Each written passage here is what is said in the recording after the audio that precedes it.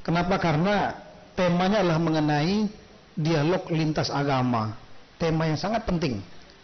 Sangat penting bukan hanya bagi Jakarta, tapi juga bagi Indonesia. Yang kedua, yang menariknya dilaksanakan oleh FPI. Dan di tempatnya FPI ini. Alhamdulillah. Tepuk tangan dulu buat FPI ini. Kenapa? Karena adanya kegiatan seperti ini jelas akan melepaskan stigma yang mungkin dilabel oleh media massa yang kemudian mempengaruhi publik bahwa FPI adalah organisasi massa yang radikal, yang militan, identik dengan kekerasan dan seterusnya, intoleran. Tapi dalam kenyataannya saya paham, kalau saya paham karena sudah lama dengan teman-teman FPI dan banyak bergaul, termasuk berdiskusi banyak sekali dengan imam besar, paham pemikiran beliau. Beliau sangat toleran sebetulnya, dan itu mewarnai FPI. FPI adalah ormas Islam yang sangat toleran kepada agama lain. Gitu. Ya.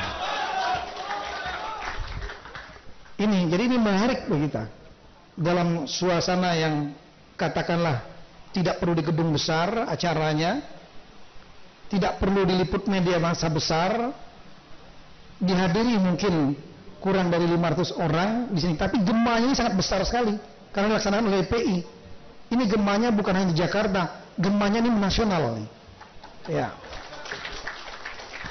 Nah, kemudian bapak-bapak dan ibu-ibu sekalian, saya ingat satu buku pernah saya baca. Bukunya sebetulnya itu adalah editor, karangan editing, kumpulan dari sejumlah tulisan. Bagi saya menarik. Ini terkait dengan topik dialog lintas agama. Judulnya adalah Destructive Power of Religion. Itu diedit oleh namanya Harold Ellens. Dia mengatakan bahwa agama itu sebetulnya diturunkan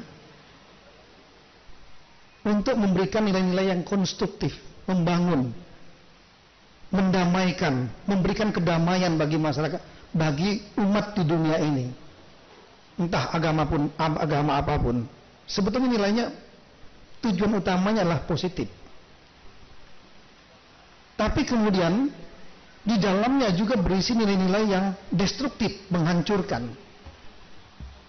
Kita tentunya masih ingat bagaimana kasus Ambon dan Dipusu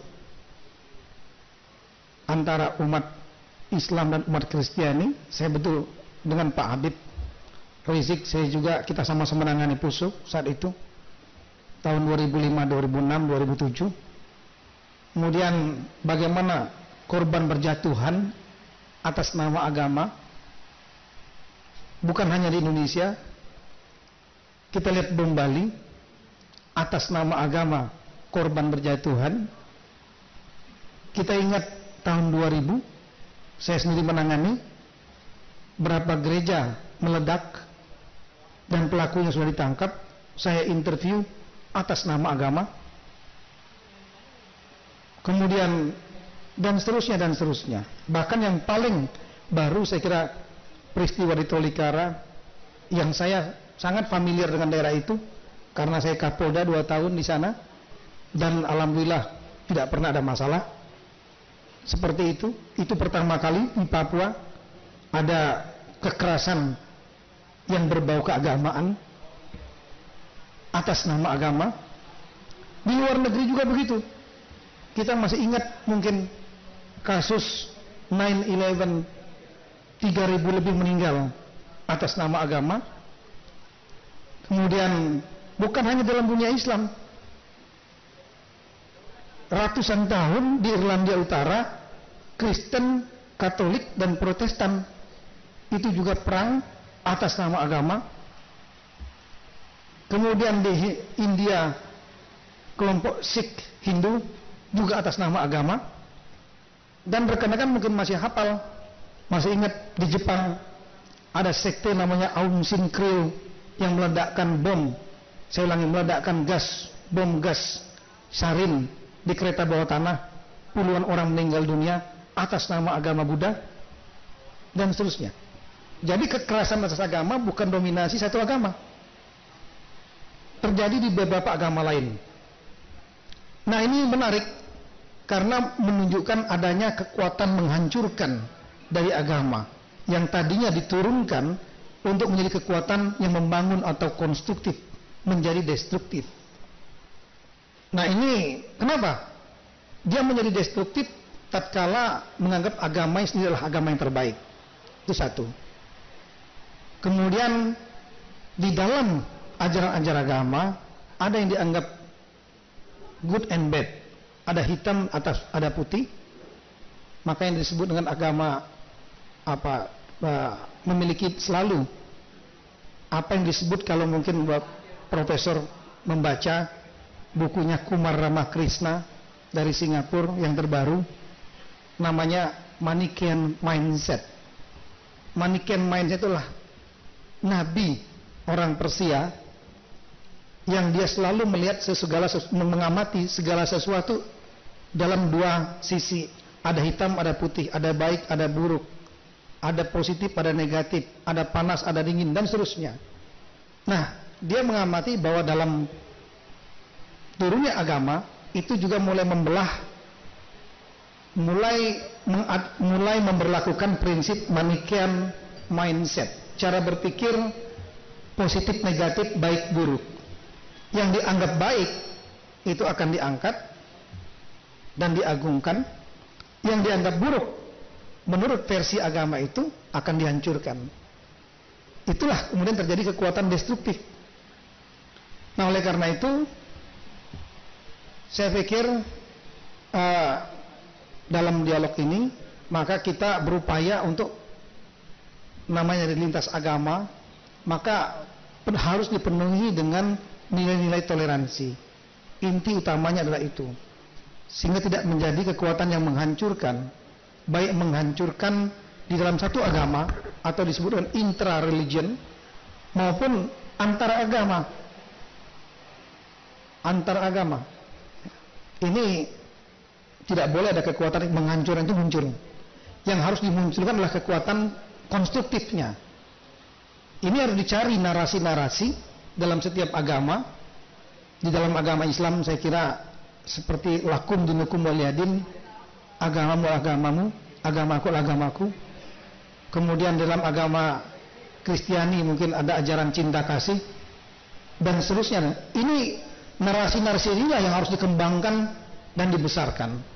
Sebaliknya narasi-narasi yang menganggap bahwa yang berbeda, yang dianggap buruk itu harus dihancurkan. Ini dalam konteks hubungan antar agama maupun intra agama ini harus diminimalisir. Saya pikir itu strategi besarnya. Kemudian dikaitkan dengan konteks negara kita sendiri. Saya kira bahwa Bapak dan Ibu-Ibu paham. Tadi Pak Kadis Minta sudah menyampaikan tentang bagaimana berdirinya bangsa ini. Bangsa ini didirikan atas disparitas dan diversifikasi, keanekaragaman. Saat pendirian negara ini pun terjadi dialog yang sangat keras.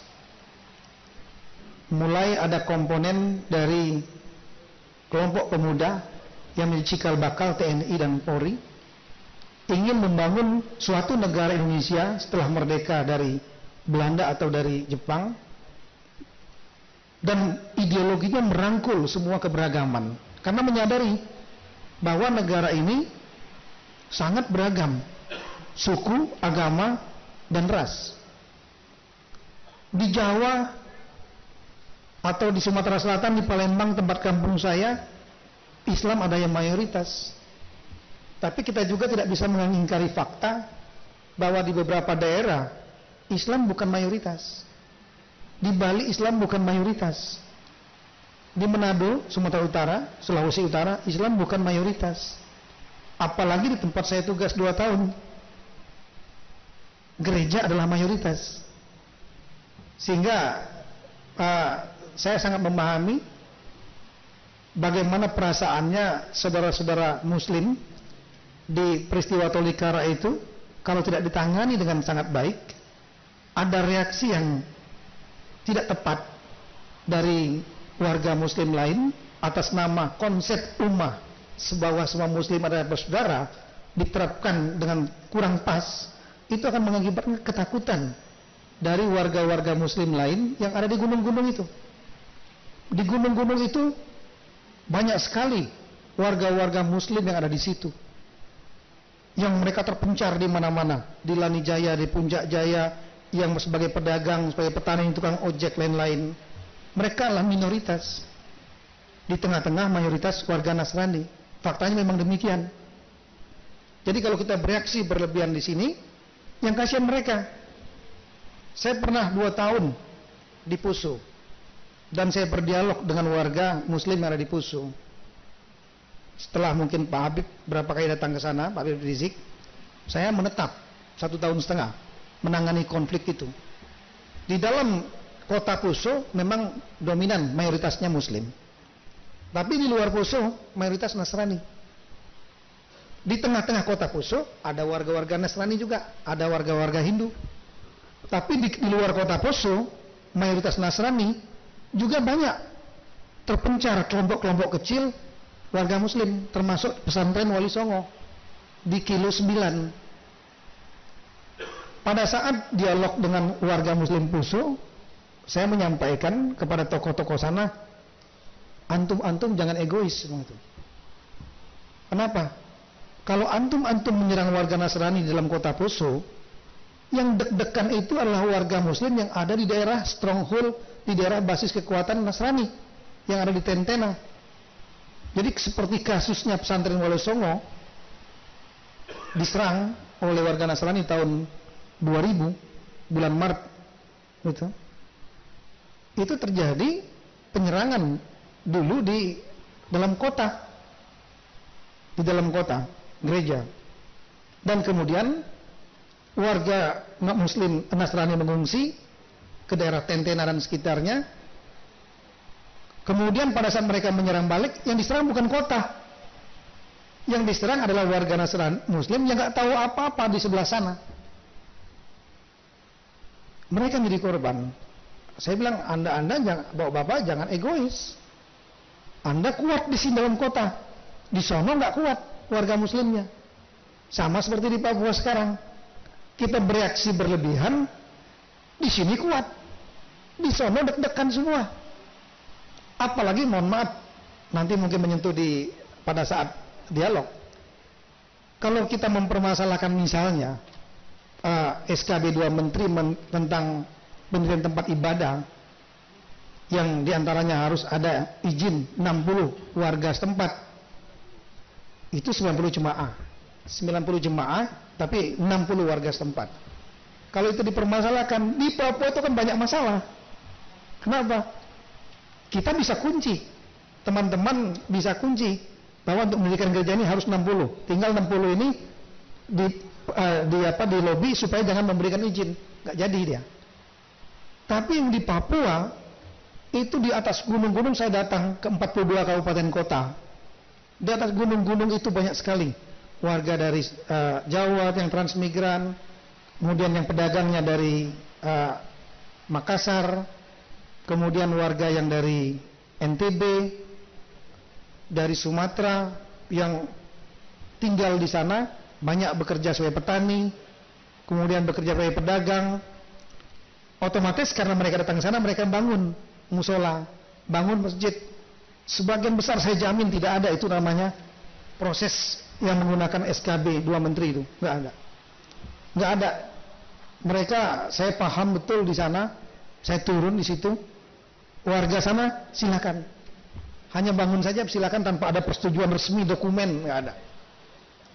Nah sekarang kalau kita permasalahkan itu di sini, itu dipermasalahkan di sana, repot. Kasihan nanti saudara-saudara kita yang ada di gunung-gunung itu, karena akan dikunci gampang sekali, karena warganya mayoritas Nasrani di sana, dan peran gereja sangat kuat. Gereja udah datang di sana ratusan tahun, sementara di gunung-gunung di daerah Tolikara lain itu Islam baru mulai masuk tahun 60-an, kecuali di Raja Ampat dan di daerah Kaimana Fakfak itu memang lebih dulu Islam masuk.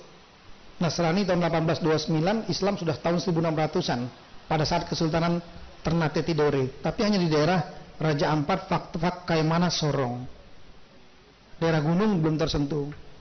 Nah ini terkait dengan masalah tadi pendirian bangsa ini, memang saat itu sudah dialog, terjadi perdebatan, tapi akhirnya final bahwa ideologi Pancasila yang merangkum dan berdasarkan ketuhanan yang Maha Esa, dan kemudian memahami keanekaragaman, karena untuk menjamin negara ini bersatu, tegaknya negara kesatuan dari Sabang sampai Merauke yang penuh suku, agama, ras yang berbeda, tidak ada jalan lain untuk itu.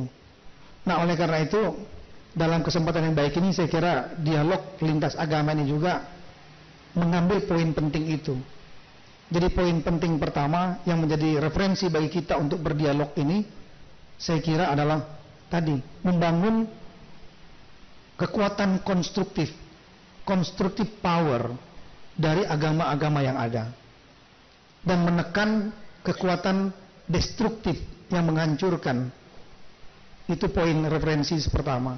Poin referensi kedua adalah spirit pembangunan dan pendirian bangsa ini yang berdiri di atas disparitas. Karena kalau seandainya satu agama menekankan kepada agama yang lain, maka resikonya negara ini akan menjadi terpecah. Tadi kita sudah berdiri bersama di sini, bendera merah putih kita sudah naik ke atas panggung, kita nyanyikan lagu Indonesia Raya. Saya sangat meyakini bahwa kita semua yang ada di tempat ini, kita semua cinta kepada NKRI, cinta kepada Indonesia. Saya kira demikian, mudah-mudahan dialog ini akan dapat konstruktif dan berlanjut terus, bukan hanya di sini. Kami pun siap untuk Polda untuk memfasilitasi, siap bekerja sama dengan teman-teman termasuk khususnya FPI. Assalamualaikum warahmatullahi wabarakatuh.